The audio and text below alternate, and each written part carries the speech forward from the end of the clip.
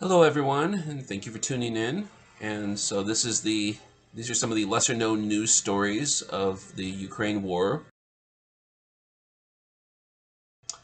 Um, and first, before I start, I'll just explain what this first picture is. It's just a street shot of downtown Lviv. You see the Ukrainian flags on some of the buildings. It was taken when I was there 2 years ago when I traveled from Krakow, Poland to Lviv, Ukraine. Spent a few days there. But let's just get started with the news now. So, a Ukrainian woman who worked as a spy for the Russians, was just sentenced to 15 years by a Ukrainian court. This news comes from a telegram post from the Security Service of Ukraine. She received a 15-year prison sentence for committing high treason under martial law. And she worked as a spy. She was an unemployed woman who worked as a spy in Ukraine's Dnipropetrovsk and Donetsk regions. And she decided to work for the Russians for payment and was responsible for collecting information on Ukraine's combat aircraft and relaying the details to her Russian handlers. And she did this by communicating with her handlers through an anonymous messenger app on her phone. And just before her arrest, a fellow collaborator she was working with was also detained. So there's that story. And the next story involves a Ukrainian POW. This next story involves a video that was put on the Ministry of Defense of Russia's RuTube page. So RuTube is basically the Russian YouTube, and so this soldier named Anton Alexo, who was a Ukrainian soldier who was captured and is being interrogated, being coerced by his Russian captors to say certain things and denounce the Ukrainian military. That's a common tactic that the Russians use to try to spread their propaganda. But he claims that two of the soldiers in his unit when he was serving had been ordered to go into a direct combat zone by their commander as punishment after they were caught drinking alcohol. So they were stationed in one of the rear units to for backup. And so their commander, supposedly, when he caught them drinking, he sent them directly into combat. And then another claim, and so he says, but another claim that he makes in the video is that his commanders were lying by telling the soldiers in his unit that things were getting better at the front for the Ukrainians, when in fact the situation was getting worse for them, that they were actually losing the war, essentially, which is another common Russian propaganda narrative that they try to push. And then another thing too that obviously tells me that tells anyone that this is who would watch this video that this is propaganda, is that he mentioned swastika tattoos during his interrogation, that some of the soldiers had swastika tattoos. And this is another tactic that the Russians use to push their anti-Ukraine narrative, that the Ukrainian soldiers are Nazis, that Ukraine is a Nazi state, and it's fascist and it needs to be destroyed, and that's obviously a big lie there. So moving on to our next story, Ukrainian sappers who are demining specialists, they continue their work. This comes from the State Emergency Service of Ukraine on its Telegram channel. It detailed some of the sappers who are working in the Ternopil and Zhytomyr regions. They worked to neutralize and clear landmines that were planted by the Russian invaders when they were occupying those areas, but those regions have since been liberated and are back under the control of Ukraine. And then another post explains that specially trained dogs are being used in sections of Kharkiv Oblast, which were previously occupied by the Russians, to clear landmines that were planted in in the fields of farms on agricultural land. And the dogs have been especially useful because of their keen sense of smell that can detect landmines more accurately. And let's see, we're going to go down to this story. So another story of this time it involves 3 Russian POWs who were taken as prisoners of war by Ukraine. And this comes from the news site Army Inform.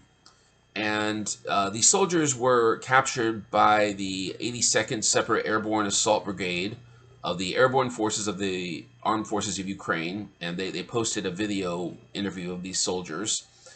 And the soldiers say that they were abused by their Russian commanders when they were serving in the Russian army. One soldier is a 48-year-old former primary school teacher who joined the Russian military to try to clear his record of past criminal convictions, because Russia has been known to use convict soldiers. They recruit soldiers from prisons and promise them that they might get a shorter sentence, or they might even have their criminal charges cleared if they agree to sign a contract to join the Russian military and go fight in Ukraine. And another one of the soldiers, he says he joined the military to earn money to pay for an expensive surgery for his mother, while the third soldier who was interviewed wanted to earn money from his military salary to pay off debt. And the men, they claim they experienced verbal abuse from their commanders, and they were also ordered not to evacuate any wounded soldiers that got wounded on the front. One soldier even said that he saw another soldier who was shot in the back for trying to help evacuate a fellow wounded soldier. I guess one of the commanders shot him in the back. And another soldier in the unit had committed suicide because he couldn't handle the ongoing mistreatment and just the psychological trauma that caused him. And the men also, they said that they were pleasantly surprised by the humane treatment that they had received by the Ukrainians while they were in captivity. They received adequate food and water and were treated well, and they didn't sustain any kind of abuse or anything. So it's nice to know that Ukraine is following international law and treating its prisoners of war humanely. And so let me just look and see. Is that okay, so there's one final story I want to cover, and this actually includes a video I'm going to show you at the end. It's a soldier by the name of Dmitro. He's a Ukrainian soldier, and he actually was a practicing priest before he was called. He felt a calling to take up arms to defend Ukraine against the Russian invasion.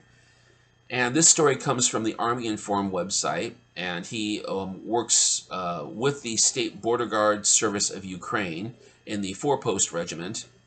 And he's worked as a machine gun operator, and he was promoted to a military commander.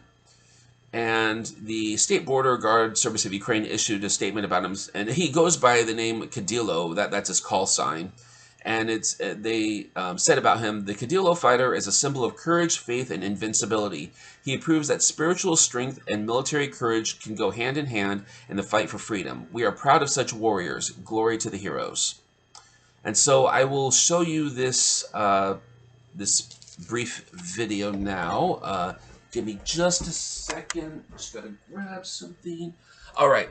So give me just a second here, and I will set this video up. And we will start.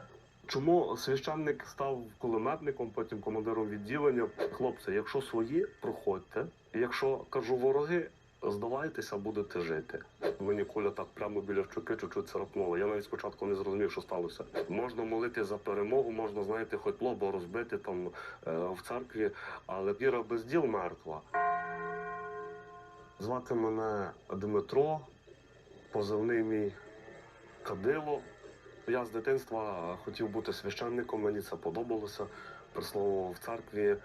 І якось так, знаєте, в мене вже не було сумнівів навіть вже в старших класах, ким я буду і ким я хочу стати. Тому, закінчивши школу, пішов в Львівську духовну семінарію, закінчив її і потім згодом став священником і почав вже служити як священник. До початку повномасштабного вторгнення я їздив в АТО, потім вже в ООС, як волонтер допомагав. Ну і, звичайно, після повномасштабного вторгнення також певний час тим займався, допомагав, їздив, робив, що міг. Потім зрозумів, що цього мало, потрібно щось робити, і вирішив стати в ряди Державної прикордонної служби в 11-й Краматорський загін.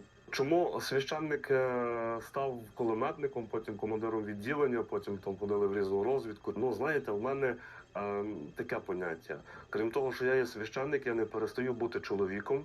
І тим більше зараз такий час, коли ти прекрасно розумієш, що дуже багато моїх друзів віддали своє життя. Не можна просто так сидіти, тому що, от мені казали, знаєте, молитися за перемогу, просити в Бога перемоги – це одне. Але є такий вислів, як то кажуть, що віра без діл мертва. А у мене є свій вислів. Молитва без діл також є мертвою. Можна молити за перемогу, можна, знаєте, хоч лоба розбити там в церкві, але перемоги не буде, якщо нічого не Okay, робити. so that's it. Pretty interesting story. So anyway, that's all for the news today. If you like my content, please be sure to like and subscribe, and I will catch you all next time. Thanks. Bye.